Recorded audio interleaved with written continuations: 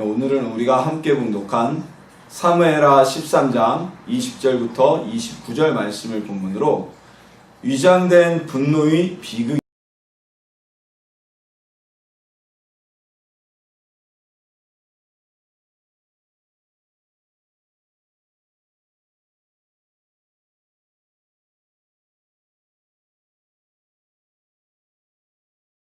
이 남성은요, 학창시절부터 상당한 모범생이었고요. 직장생활 역시 후배에게들 인자하고 선배들이 볼 때는 굉장히 탁월한 업무 능력을 가지고 있어서 평상시 대인관계가 상당히 좋고 선후배 모두에게 인정을 받았고요. 그리고 상사들에게도 업무 능력으로 인해서 탁월함을 인정받고 동기보다 빨리 진급을 하는 그러한 탄탄한 태도를 겪고 있는 사람이 있었습니다. 모든 후배들에게 이 사람은 직장 내에서 성공의 모델, 선망의 모델로 생각되어지고 있었고요.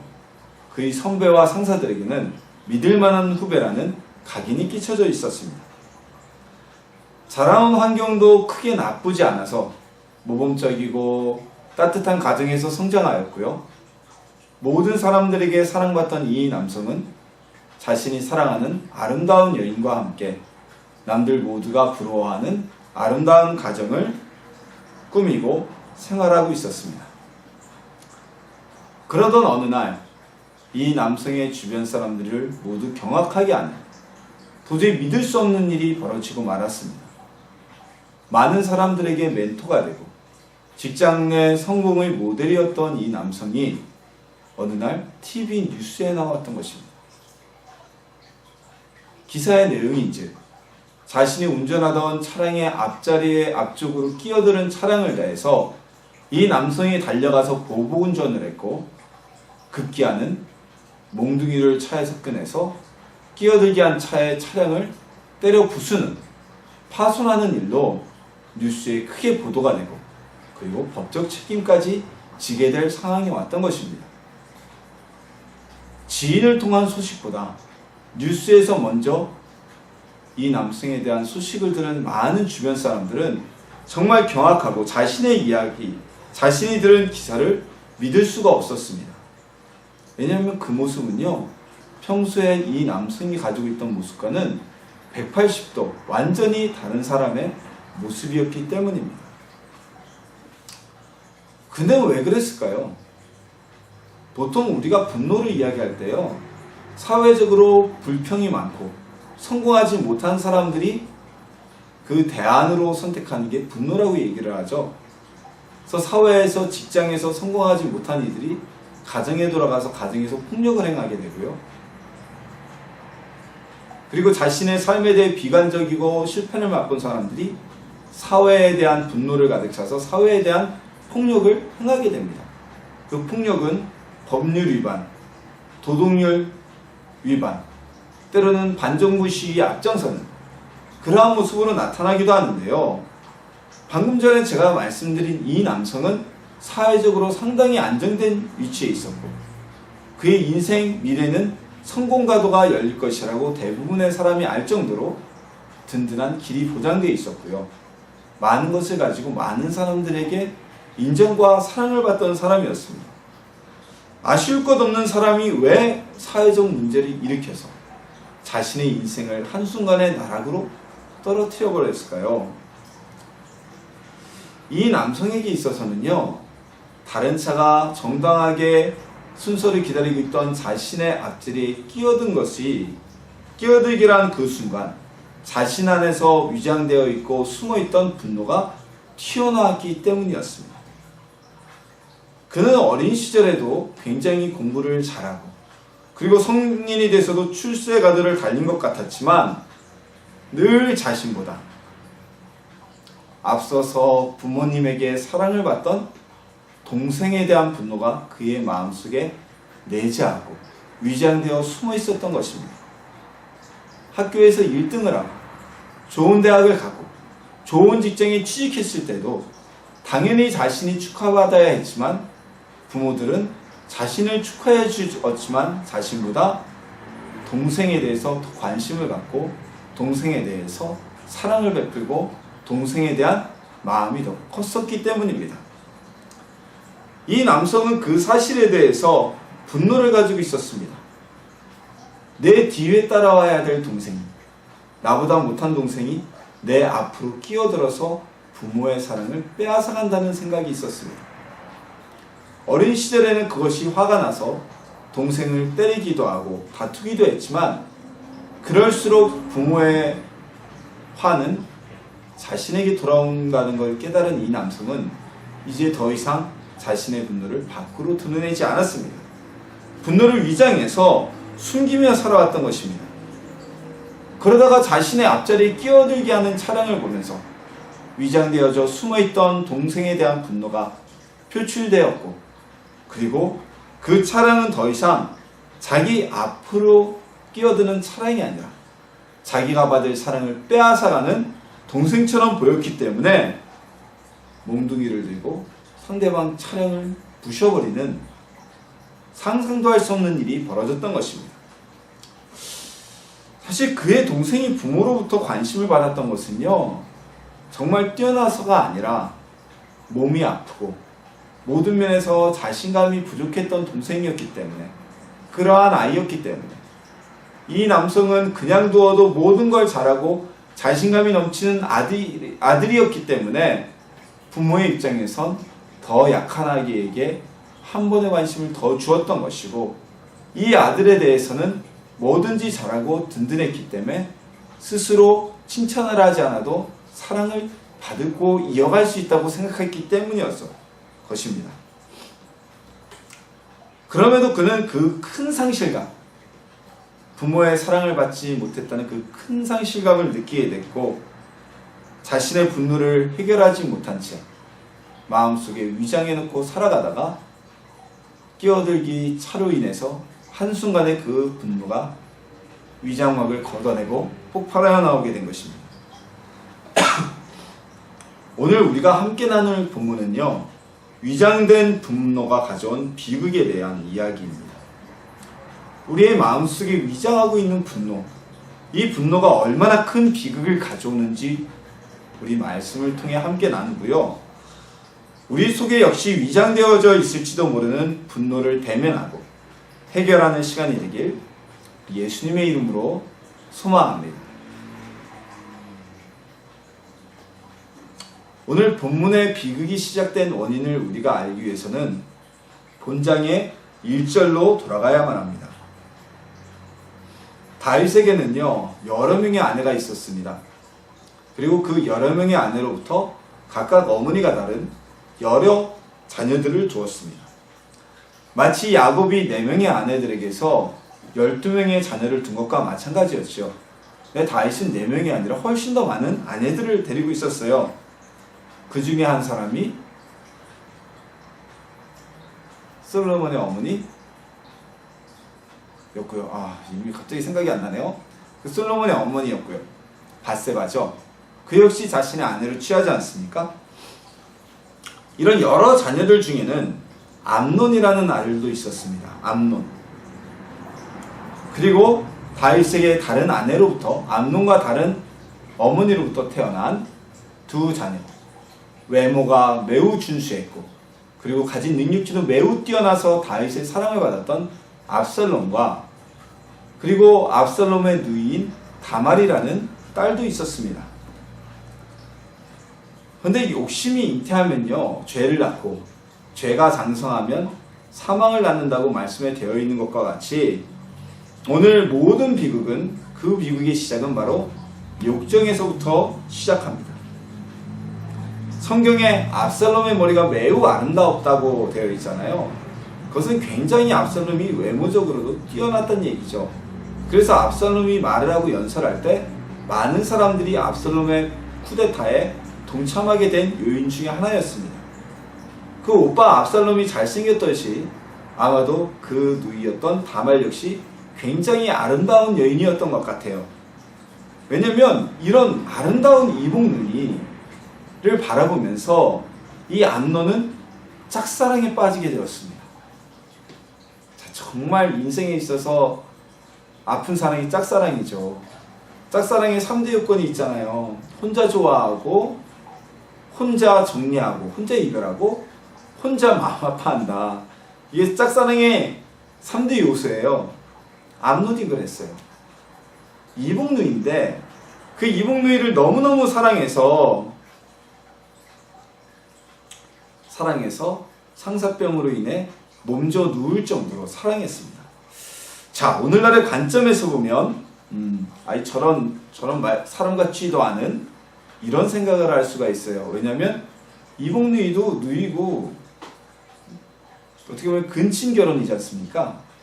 성경에 보면요, 족장시대, 우리가 아브라함, 이삭, 야곱까지의 시대를 족장시대라고 부르는데요, 이 세 사람의 공통점이 무엇이냐? 아브라함의 아내였던 사라는 아브라함에게 누이였고요, 사촌 누이였고요, 이삭의 아내였던 리브가 역시 외사촌이었고요, 야곱의 아내였던 또 이름이 갑자기 생각이 안 나요. 야곱의 아내 역시 야곱과 인척관계잖아요. 그래서 족장시대만 하더라도 어떤 가족 간의 혼인을 하는 종례혼, 가족 안에 혼인한다는 풍습입니다. 이 종례혼이라는 풍습이 있었습니다. 이것은 이유가 있는데요, 재산과 자신들의 가족의 혈통을 지키고자 하는 어떤 요소였습니다. 그래서 우리나라 역사에도 종례혼의 역사가 상당수 보입니다. 고려의 왕과 고려의 왕족은요, 자신들끼리만 종례혼을 했어요. 왜냐하면 왕씨가 아닌 다른 성씨에게 왕위가 넘어가는 것을 용납할 수 없었기 때문에. 그 이전으로 가면 신라시대 역시 종례혼이었죠. 왕이 될 수 있는 진골이죠. 진골만이 왕이 될 수 있었기 때문에 진골끼리의 근친혼으로. 그래서 미실 같은 경우는, 드라마에 나와서 유명해졌던 미실 같은 경우는 무려 3명의 남성과 결혼을 했던 그런 종례혼의 풍습이 있었습니다. 하지만 이제 이 인구가 늘어나게 되고요, 종례혼이 아니어도 재산을 지킬 수 있는 그런 사회가 되자 이 가족 간에 결혼을 했던 종례혼의 풍습은 점점 사라져갔습니다. 그리고 오히려 근친 결혼이라는 사회적으로 매우 터부시하는 그러한 모습으로 나타나게 되었죠. 이 암논 또한 이제는 종례혼이, 자신과 이복누이와의 결혼이 쉽지 않다는 사실을 누구보다 잘 아는 사람이었던 것 같습니다. 왜냐하면 성경의 암논은 다말을 사랑하다가 상사병에 걸려 몸져 누울 정도로 사랑했는데, 만약 이때 당시 종례혼이 여전히 허용되었다면 그의 아버지 다윗에게 다말과 결혼하게 해달라고 청하였겠죠. 또는 암논이 이런 종례혼이 점점 사라지는 풍습을 몰랐다면 역시 아버지 다윗에게 동생과 결혼을 하게 해달라고 요청했을지 모릅니다. 하지만 어떠한 방법을 통해서도 다말과 혼인할 수 없다는 것을, 정말 금지된 사랑이라는 것을 알게 된 암논은요, 상사병 때문에 몸져 눕게 된 것입니다. 자, 그런데 여기서 우리가 중요하게 살펴봐야 될 게 있습니다. 우리는요, 우리의 마음을 지키는 것이 그 무엇보다도 중요합니다. 암논은요, 최초에 수동적이었고요, 공격적이지 않은 사람이었습니다. 왜냐, 암논이 능동적인 사람이었으면 다말에게 자신의 사랑을 고백하여 했을 것이고, 어떻게든 둘이 혼인을 하기 위해서 아버지건 누구에게건 사실을 알리고 매달렸을 겁니다. 그러나 암논은 아무에게도 그 얘기를 할 수 없는 사람이었고, 공격적이지 않았다는 것은 다말에게 어떠한 해도 끼치지 않았다는 것입니다. 근데 암논이 이렇게 마음 상해하는 것을 알게 된 그의 사촌이었던 요나답은 이 암논을 적극적으로 죄악으로 이끌어가는 언지를 주게 됩니다. 우리도 마음이 약해지면요, 암논처럼 우리의 마음이 병들어 눕게 되면요, 사단이 우리 마음을 빼앗아 버리고 우리를 적극적인 죄 가운데로 이끌어가게 되는 것입니다. 이 요나답은 암논이 병들어 눕게 된 것에 대한 진실을 듣게 된 이후에 철저히 욕정만, 어떤 육체적인 욕구만을 추구하는 꾀를 내어서 암논에게 알려줍니다. 그것은 대략 얘기하면 이런 내용이에요. 네가 지금 병들어 앓고 있으니 아버지 왕께서 너에게 무슨 청을 물어보면 누이 동생이 직접 만들어진 음식을 먹으면 나을 것 같습니다 라고 청하게 해라. 그래서 단둘만의 공간을 만들고 너의 욕구를 해소하라고 꾀를 주었습니다. 자, 이런 꾀를 들은 암논은요, 그 마음을 악한 꾀에 확 빼앗겨버립니다. 그리고 요나답이 일러준 방법대로 그대로 행합니다. 다말은 정말 순수한 목적으로 오라버니의 병이 낫게 하기 위해서 그에게 음식을 만들어 주었습니다. 단둘만의 공간에 남게 된 암논은 태도가 변합니다. 음식이 아니라 다말의 육체를 취하고자 했습니다. 이것이 옳지 않은 일인지 안 다말은 그 오빠를 거부하고 차라리 아버지에게 말씀하여서 우리가 결혼을 한 후에 함께 지내자라고 사전도하였지만 암논은 힘으로 자신의 여동생인 다말을 성폭행하게 되었습니다. 내 문제는 여기서 또 하나의 문제가 발생하게 됩니다. 다말을 겁탈하여서 자신의 성적인 욕구를 해소하게 된 암논은요, 그 순간부터 다말을 미워하였다고 성경이 기록되어 있습니다.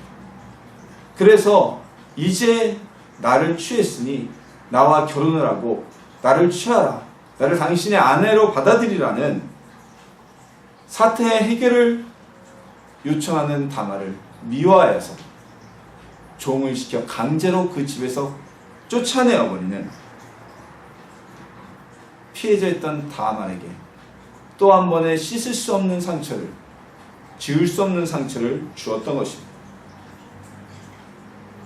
다말과 친남매의 관계로서 다말의 소식을 듣는 압살롬은 매우 분노했습니다. 격분했습니다. 하지만 그는 그 분노를 표출하지 않았습니다. 오히려 다말에게 어쩌겠니?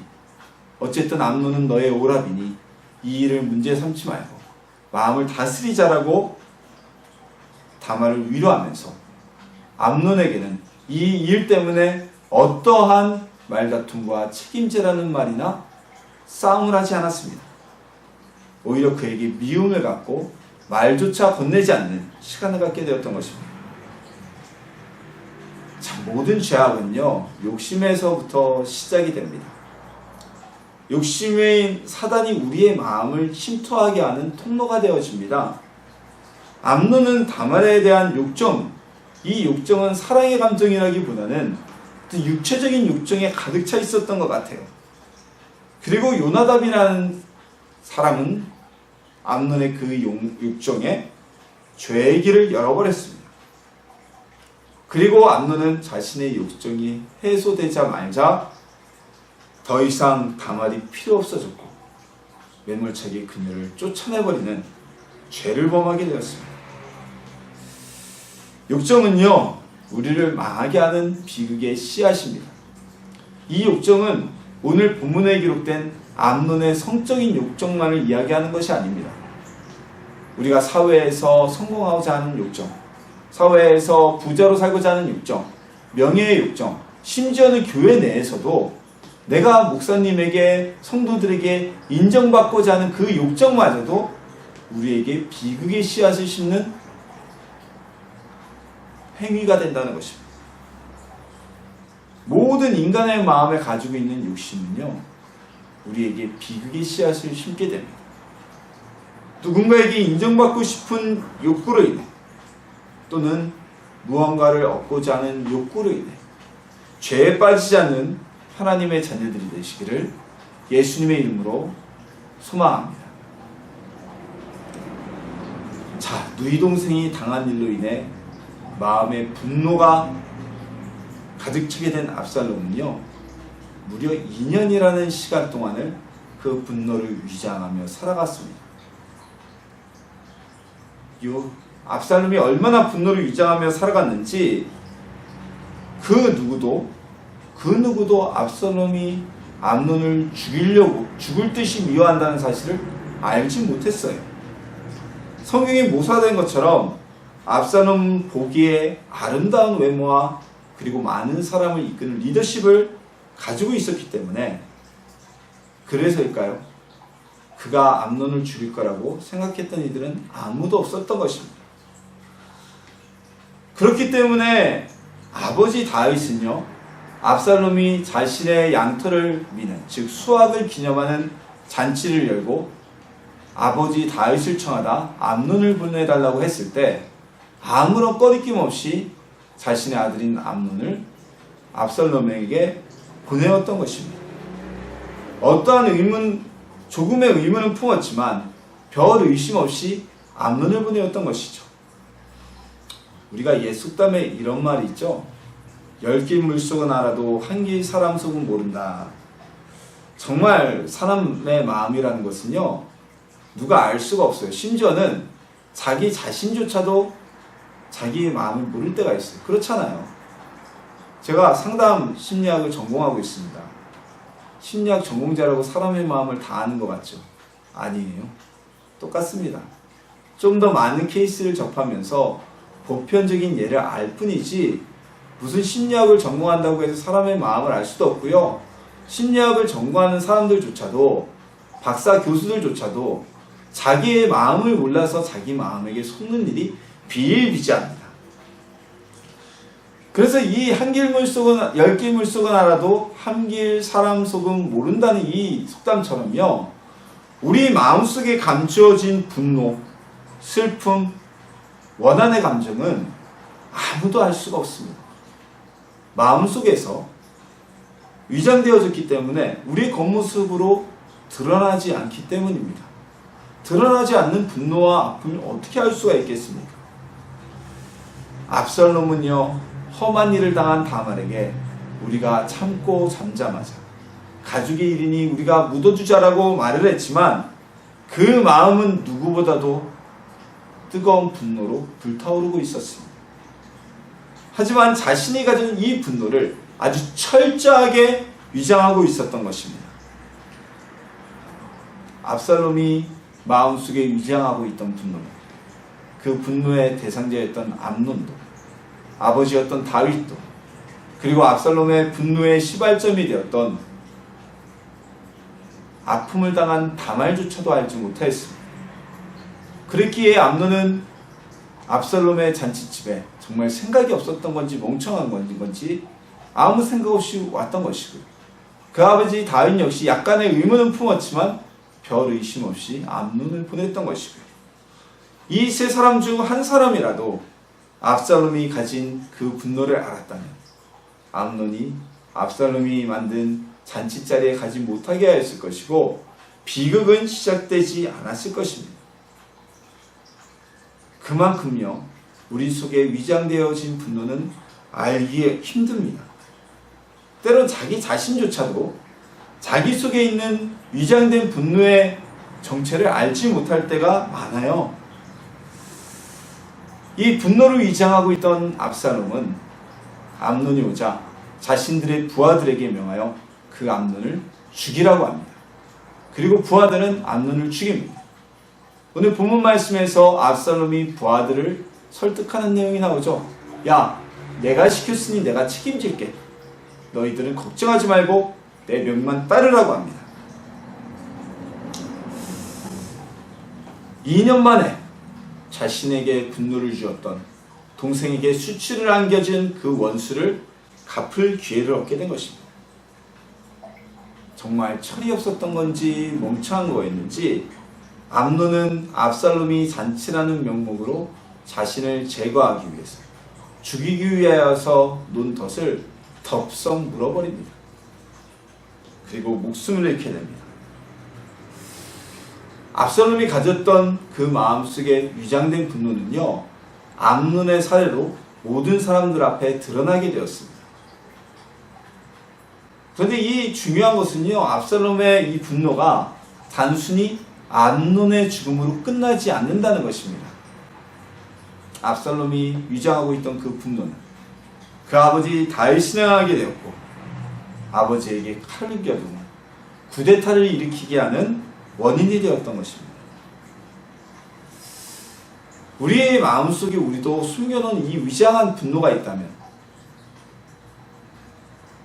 그 분노는 우리 주변에 피바람을 일으킬 수 있습니다. 압살롬은 이렇게 생각했을지 모릅니다. 내가 가진 분노는 정당한 거야. 이건 정당방위야. 원수가 품이야. 피가 품이야. 왜냐하면 그 여동생에게 평생 씻을 수 없는 상처와 모욕감과 아픔을 준 대상이기 때문이죠. 하지만 분노를 당시에 드러냈다면 그는 사람을 죽이고 아버지를 향해서 쿠데타를 일으키는 엄청난 일까지 나타나지는 않았을 것입니다. 우리 안에 위장된 분노가 있나요? 타인을 향한 분노의 감정이 숨겨져 있나요?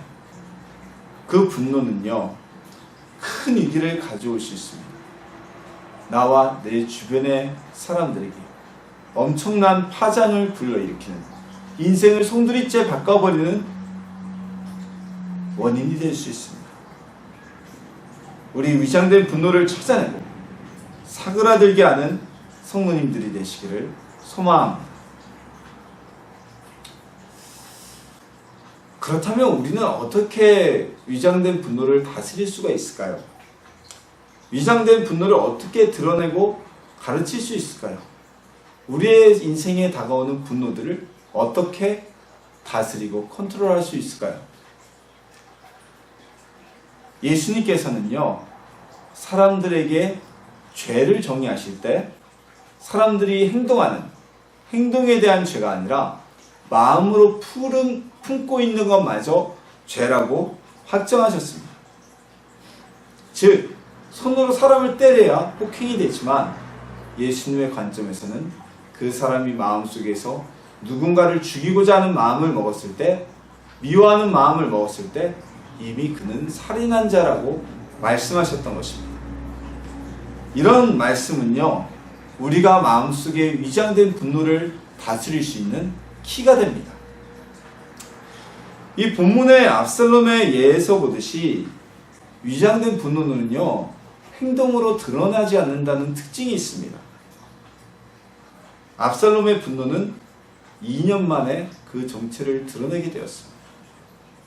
그동안 압살롬의 분노는요, 2년 동안 마음속에서만 자리를 잡고 있었고, 어떻게 저 원수를 죽일 수 있을까? 라는 생각으로 존재했던 것입니다. 예수님께서는요, 그 자체가 이 생각 자체가 이미 죄라고 정의하셨습니다. 그래서 우리는 마음속에 악한 생각이 들 때마다 회개 기도를 하며 죄를 드러내고 우리 그 죄로부터 사함을 받고 우리 마음속에 분노와 여러 감정들로부터 마음을 컨트롤할 수 있기를 기도하고 있습니다. 우리가 마음속의 분노에 잠식되지 않도록, 마음속의 분노에 뒤집어 쌓이지 않도록 싹을 잘라버리는 것이 바로 회개의 기도입니다. 시골에 가면요, 간혹가다 덩쿨들이, 특히 칡덩쿨이 나무를 타고 올라갈 때가 있습니다. 칡덩쿨이 나무를 타고 올라가면요, 그 나무는 죽어버립니다. 그냥 생각할 땐 야, 공존할 수 있겠구나, 나무에 칡덩쿨이 그거 쏴봐야 뭐 그게 얼마나 된다고 라고 이야기하지만, 칡덩쿨이 타고 올라간 나무는 죽을 수밖에 없습니다. 자신의 생명 에너지가 칡나무에 의해서, 칡덩쿨로 인해서 잠식되어졌기 때문입니다. 그래서 우리는 마음속에 분노가 있다면 회개의 기도를 통해 싹을 잘라버려야 됩니다. 근데 회개를 어떻게 해야 될까요? 성령님은요, 우리의 마음을 중보해서 하나님께 알려주는 분이시고, 또 하나의 성령님의 큰 은혜는 바로 우리에게 마음을 비추는 조명이 되신다는 겁니다. 국가수에서 소속된 감식관들이 만약에 어떤 살인사건이나 폭행사건이 난 현장에 가게 되면 이 자외선 램프를 이렇게 비추게 됩니다. 보라색 빛이 나죠. 그 이유는 무엇이냐면요, 그 램프를 켜게 되면 눈에는 보이지 않던 혈흔들, 피의 흔적들이 맨눈으로도, 특수장비를 쓰지 않고 맨눈으로 봐도 확연하게 볼 수 있게 되기 때문입니다.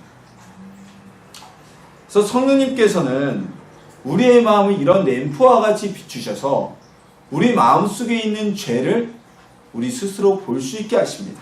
드러나게 하십니다.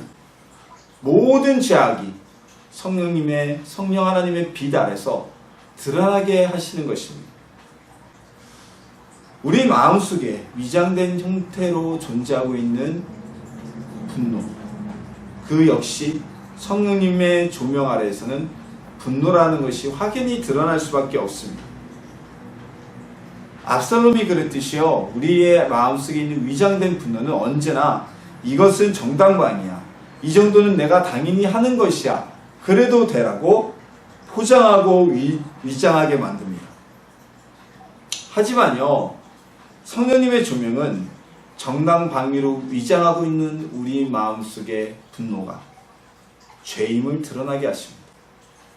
위장된 분노에 대해 다른 사람이 지적한다면 누구도 그 분노에 대해서 인정하지 않습니다. 그 사람을 미워하고 공격하고 내가 가지고 있는 것은 분노가 아니라고 변호하게 됩니다. 하지만 성령님의 조명을 받게 돼서 우리의 마음을 스스로 돌아보고 우리의 마음속에 있는 위장된 분노가 죄라는 사실을 알게 된다면, 그러면 우리는 그것을 부인할 수가 없게 되죠. 성령님께서 비춰주셨기 때문입니다. 그래서 우리는 기도하며 늘 성령님의 조명으로 우리 안에 있는 분노를 찾아내야만 합니다. 그것이 무엇으로 위장해 있건 분노라는 것을 인정할 수 있어야만 합니다. 그때 회개할 수 있고 하나님을 만날 수 있는 것입니다. 분노의 위장을 벗어날 수 있게 되는 것입니다. 성령님의 조명을 통해서 우리 마음속에 있는 위장된 분노들을 다스리고 드러내고 회개하는 하나님의 자녀들이 되시기를 소망합니다. 이 죄라는 것은요, 우리에게 있어서 나는 죄야, 내가 죄야 라고 정직하게 다가오는 경우는 거의 없습니다. 대부분의 죄는 위장된 모습으로 우리에게 다가오게 됩니다. 마치 에덴 동산에서 사단이 뱀을 통하여 위장한 모습으로 다가왔던 것처럼 분노 역시 마찬가지입니다. 내가 알면서 또는 나도 모르는 사이에 우리 마음속에 위장된 모습으로 숨겨져 있는 분노는요, 어느 순간에 폭발을 일으키게 되고 우리 그 모습이 드러날 때 우리 주변에 풍파를 가져오게 됩니다.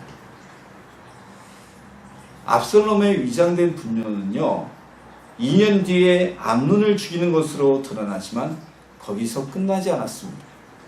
그의 분노는 아버지를 향하였고 아버지의 아내들과, 즉 자신의 서모들을 빼앗아버리고 그 나라와 왕좌까지 빼앗아버리려는 엄청난 분노로 커지게 됩니다. 그리고 이런 분노는 압살롬을 죽음에 이르게 하는 원인이 되어버렸습니다. 우리도 우리 마음 안에 있는 위장된 분노를 꺼내놓고 처리해야만 합니다. 근데 이 분노는요, 이미 위장하고 있기 때문에 우리가 쉽게 발견하지도 못하고 쉽게 우리가 그 분노를 인정할 수도 없습니다. 성령님의 조명하심을 통해서 우리가 우리 안에 있는 분노가 위장된 것이라는 것을 깨달아야만 합니다. 이 분노는 때로는 나 자신 스스로도 알지 못하는 분노일 수가 있습니다. 내가 왜 이렇게 화를 내지? 내가 이렇게까지 화를 낼 필요가 없는데 라고 생각하는 분노일 수도 있다는 것입니다. 그래서 우리는 성령님의 조명을 얻기 위해 기도해야만 합니다. 내 자신 스스로도 깨달을 수 없는 분노, 그리고 때로는 내가 알지만 정당방위나 당연한 일이라고 위장하고 있는 그 분노를 회개할 수 있는 방법은 성령님의 조명을 받는 것밖에 없기 때문입니다. 성령님의 조명으로 위장된 분노가 드러나고 해결되게 되면요, 이건 마치 뇌관이 빠진 폭탄처럼 어떠한 위험성도 우리 마음속에서 갖지 못하게 됩니다. 그리고 억울하고 분한 일은요, 우리 예수님께 기도하여서 우리 마음에 위장된 분노의 또 다른 형태인 원한으로 남지 않게 해야만 합니다. 그래서 우리의 분은 해가 지기 전에, 하루가 가기 전에 해결해야만 된다고 성경은 말씀하고 있는 것입니다. 우리 기도하면서 성령님의 조명을 통해 우리 마음속에 있을지도 모르는 위장된 분노를 꺼내놓는 성도님들이 되시기를 소망합니다. 그래서 이 분노를 찾아내어 제거함으로 인해서 바로 예수님이 원하시는 기쁨과 즐거움과 모든 이들에게 상처가 아닌 행복을 나눠주는 하나님의 자녀들이 되시기를, 우리의 마음조차도 그 분노로 인해서 잠식되지 않는 하나님의 자녀가 되시기를 예수님의 이름으로 축원합니다.